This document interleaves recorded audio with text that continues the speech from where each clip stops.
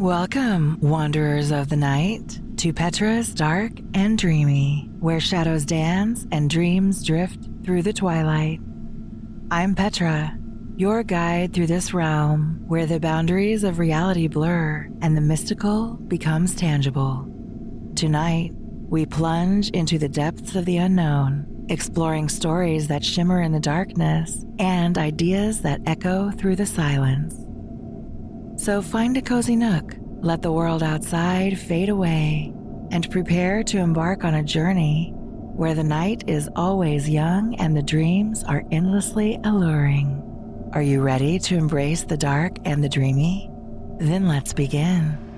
And remember to listen with the lights off. At the Mountains of Madness by H.P. Lovecraft. Chapter 10. Many people will probably judge us callous as well as mad for thinking about the northward tunnel and the abyss so soon after our somber discovery. And I am not prepared to say that we would have immediately revived such thoughts, but for a specific circumstance which broke in upon us and set up a whole new train of speculations. We had replaced the tarpaulin over poor Gedney and were standing in a kind of mute bewilderment when the sounds finally reached our consciousness. The first sounds we had heard since descending out of the open, where the mountain wind whined faintly from its unearthly heights.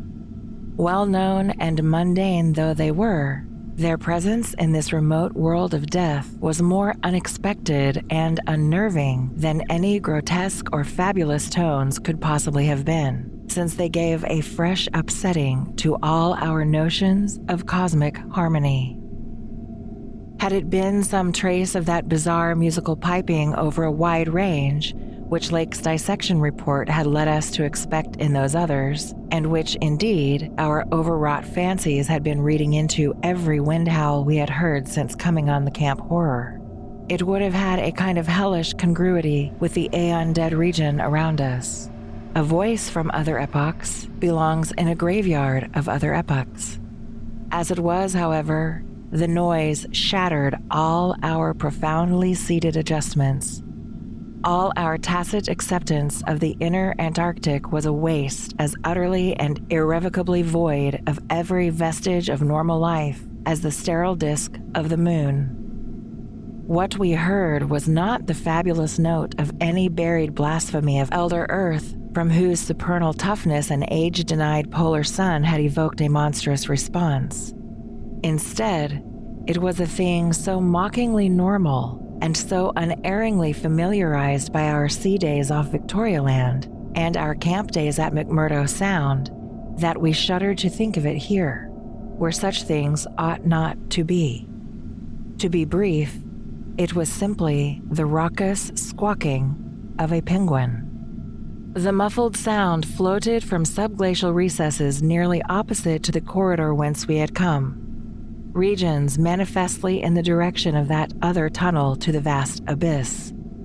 The presence of a living water bird in such a direction, in a world whose surface was one of age-long and uniform lifelessness, could lead to only one conclusion. Hence, our first thought was to verify the objective reality of the sound. It was indeed repeated, and seemed at times to come from more than one throat.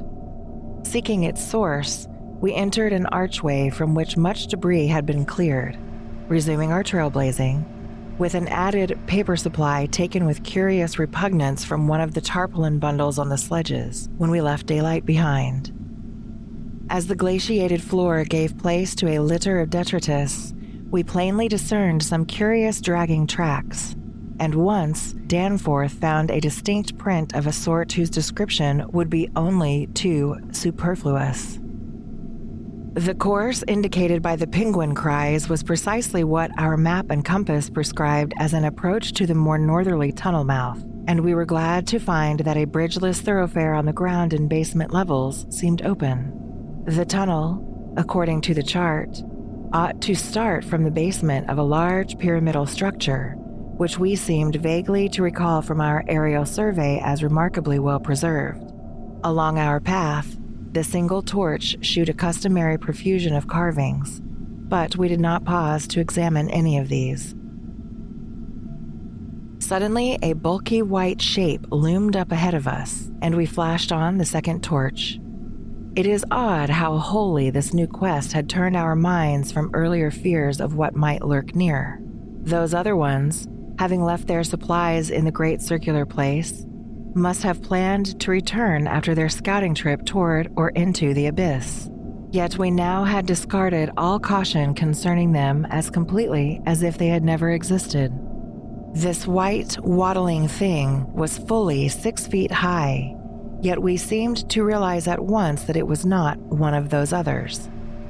They were larger and dark, and according to the sculptures, their motion over land surfaces was a swift, assured matter, despite the queerness of their seaborne tentacle equipment. But to say that the white thing did not profoundly frighten us would be vain. We were indeed clutched for an instant by a primitive dread, almost sharper than the worst of our reasoned fears regarding those others. Then came a flash of anticlimax as the white shape sidled into a lateral archway to our left to join 2 others of its kind, which had summoned it in raucous tones. For it was only a penguin, albeit of huge, unknown species larger than the greatest of the known king penguins and monstrous in its combined albinism and virtual eyelessness. When we had followed the thing into the archway and turned both our torches on the indifferent and unheeding group of 3, we saw that they were all eyeless albinos of the same unknown and gigantic species. Their size reminded us of some of the archaic penguins depicted in the Old One's sculptures, and it did not take us long to conclude that they were descended from the same stock, undoubtedly surviving through a retreat to some warmer inner region whose perpetual blackness had destroyed their pigmentation and atrophied their eyes to mere useless slits. That their present habitat was the vast abyss we sought was not for a moment to be doubted, and this evidence of the Gulf's continued warmth and habitability filled us with the most curious and subtly perturbing fancies. We wondered, too, what had caused these 3 birds to venture out of their usual domain. The state and silence of the great dead city made it clear that it had at no time been an habitual seasonal rookery, whilst the manifest indifference of the trio to our presence made it seem odd that any passing party of those others should have startled them. Was it possible that those others had taken some aggressive action or tried to increase their meat supply? We doubted whether that pungent odor which the dogs had hated could cause an equal antipathy in these penguins, since their ancestors had obviously lived on in excellent terms with the old ones, an amicable relationship which must have survived in the abyss below as long as any of the old ones remained. Regretting, in a flare-up of the old spirit of pure science, that we could not photograph these anomalous creatures, we shortly left them to their squawking and pushed on toward the abyss whose openness was now so positively proved to us, and whose exact direction occasional penguin tracks made clear. Not long afterward, a steep descent in a long, low, doorless, and peculiarly sculptureless corridor led us to believe that we were approaching the tunnel mouth at last. We had passed 2 more penguins and heard others immediately ahead. Then the corridor ended in a prodigious open space which made us gasp involuntarily. A perfect inverted hemisphere, obviously deep underground, fully 100 feet in diameter and 50 feet high, with low archways opening around all parts of the circumference but one, and that one yawning cavernously with a black arched aperture which broke the symmetry of the vault to a height of nearly 15 feet. It was the entrance to the great abyss. In this vast hemisphere, whose concave roof was impressively though decadently carved to a likeness of the primordial celestial dome, a few albino penguins waddled, aliens there, but indifferent and unseeing. The black tunnel yawned indefinitely off at a steep descending grade, its aperture adorned with grotesquely chiseled jambs and lintel. From that cryptical mouth, we fancied a current of slightly warmer air, and perhaps even a suspicion of vapor proceeded. And we wondered what living entities other than penguins, the limitless void below, and the contiguous honeycombings of the land and the Titan Mountains might conceal. We wondered, too, whether the trace of mountaintop smoke at first suspected by Poor Lake, as well as the odd haze we had ourselves perceived around the rampart-crowned peak, might not be caused by the tortuous channeled rising of some such vapor from the unfathomed regions of Earth's core. Entering the tunnel, we saw that its outline was, at least at the start, about 15 feet each way. Sides, floor, and arched roof composed of the usual megalithic masonry. The sides were sparsely decorated with cartouches of conventional designs in a late decadent style, and all the construction and carving were marvelously well preserved. The floor was quite clear, except for a slight detritus bearing outgoing penguin tracks and the inward tracks of those others. The farther one advanced, the warmer it became, so that we were soon unbuttoning our heavy garments. We wondered whether there were any actually igneous manifestations below, and whether the waters of that sunless sea were hot. After a short distance, the masonry gave place to solid rock, though the tunnel kept the same proportions and presented the same aspect of carved regularity. Occasionally, its varying grade became so steep that grooves were cut in the floor. Several times we noted the mouths of small lateral galleries not recorded in our diagrams, none of them such as to complicate the problem of our return, and all of them welcome as possible refuges in case we met unwelcome entities on their way back from the abyss. The nameless scent of such things was very distinct. Doubtless it was suicidally foolish to venture into that tunnel under the known conditions, but the lure of the unplumbed is stronger in certain persons than most suspect. Indeed, it was just such a lure which had brought us to this unearthly polar waste in the first place. We saw several penguins as we passed along, and speculated on the distance we would have to traverse. The carvings had led us to expect a steep downhill walk of about a mile to the abyss, but our previous wanderings had shewn us that matters of scale were not wholly to be depended on. After about a quarter of a mile, that nameless scent became greatly accentuated, and we kept very careful track of the various lateral openings we passed. There was no visible vapor, as at the mouth, but this was doubtless due to the lack of contrasting cooler air.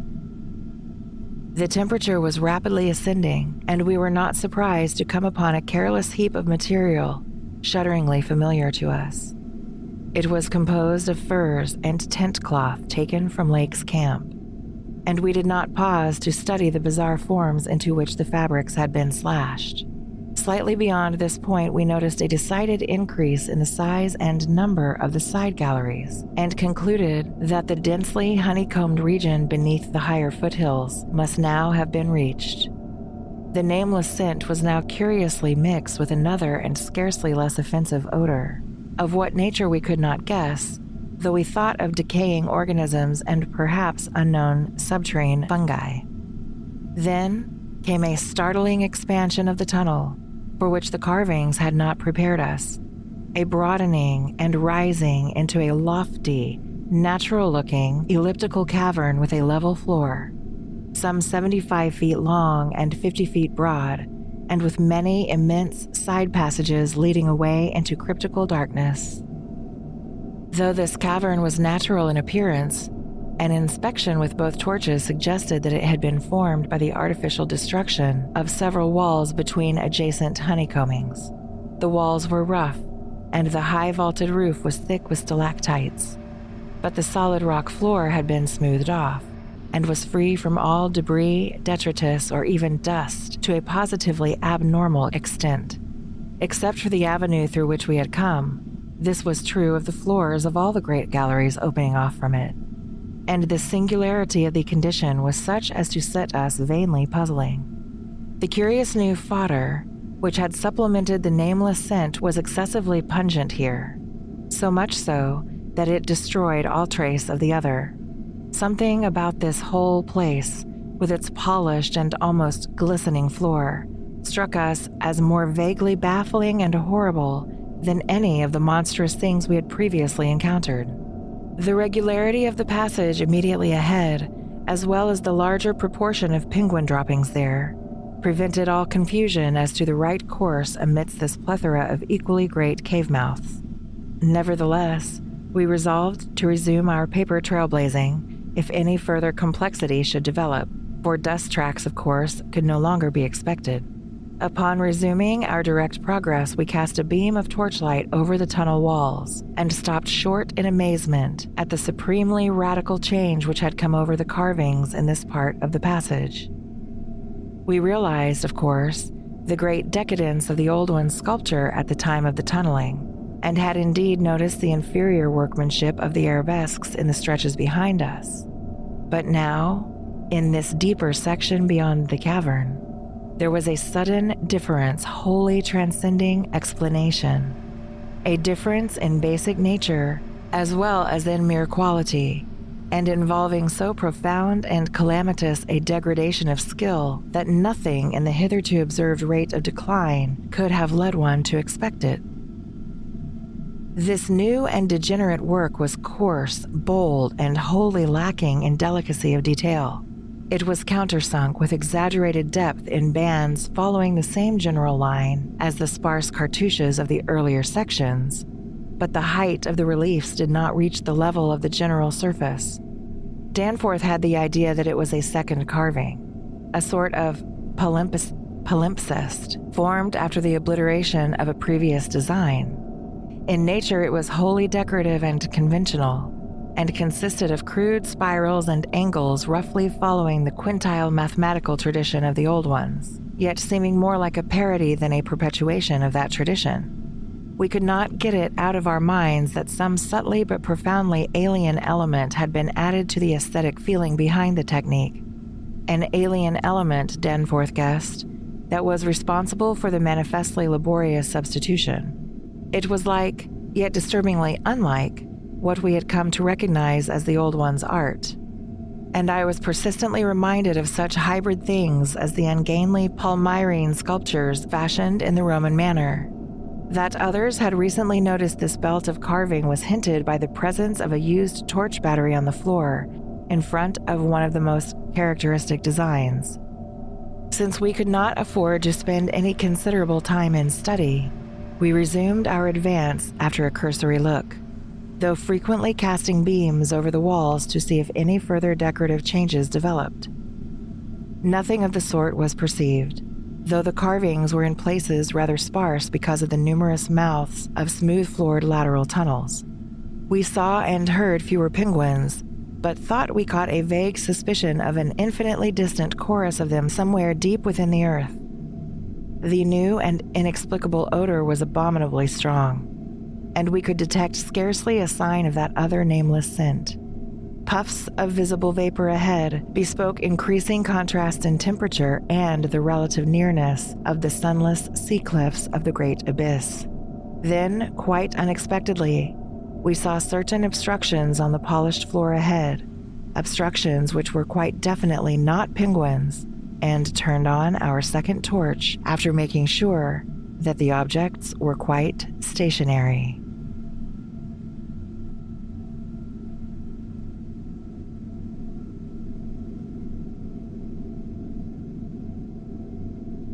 Thank you for joining me tonight on Petra's Dark and Dreamy. Be sure to like, follow, and subscribe to support the show.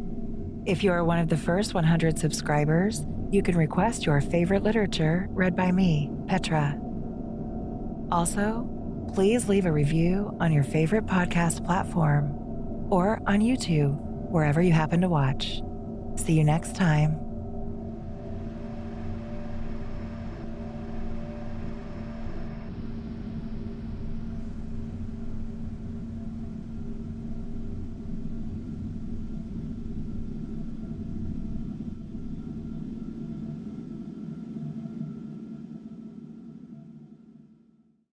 Keep sleeping soundly. Keep sleeping soundly. Don't let me wake you. It's Petra. I'm stopping by to tell you why I use Buy Me a Coffee to connect with my audience and grow my podcast. As a podcaster, Buy Me a Coffee has been a game changer for me. It's the easiest way for my listeners to support the show directly, whether through one-time donations or monthly memberships. The best part is that I get to keep it simple and focus on creating content. I love it because I can unlock steady income with membership tiers and recurring support. I share exclusive content, behind-the-scenes moments, and early access just for my supporters. And there are no complicated setups or hidden fees for you or for me. For you listeners, you can show your love with a simple click and also get special perks, shout-outs, and bonus content in return. You want to support the show?